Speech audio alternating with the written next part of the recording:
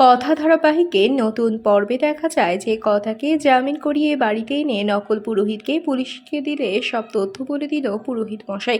বিস্তারিত জানতে আমাদের সাথেই থাকো। কথার বিরুদ্ধে চলে গিয়েছিল সব প্রমাণ।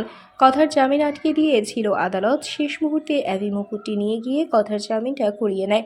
এটা দেখে তো মেজো কাকি পুরোই অবাক হয়ে গেছে যে কোথায় পেল এই মুকুট।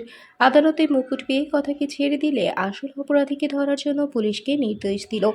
এদিকে এই সব কিছু দেখে ভয়ে হাত পা ঠান্ডা হয়ে যাচ্ছে মেজো কাকির। বাড়িতে এসে প্রথমে পুরোহিত কাজকর্মের উপর সন্দেহ হলে অ্যাবি কথা ও প্রত্যয় মিলে চলে যায় পুরোহিতের বাড়িতে।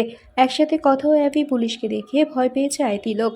ভয়ে সব সত্য বলে দেয়, বলে আমি সবটা করেছি কিছু টাকার জন্য, আর এটা আমাকে দিয়ে করেছে জয়দেব বাবু আর চিত্রা ম্যাডাম। আমাকে মারবেন না, আমি আপনাদের হয়ে সব সত্য আদালতের কাছে স্বীকার করব। তো বন্ধুরা, এবার কি হতে চলেছে? মেজো কাকি কি জেলে যাবে এবার? জয়দেব ও প্রান্তিকের ঘাড়ে চাপিয়ে দেবে নাকি সব দোষটাই? সবটা জানতে আমাদের সাথেই থাকো। এক্ষুনি একটি লাইক দিয়ে এবং কমেন্ট করে জানিয়ে দাও তোমাদের মতামত। ধন্যবাদ।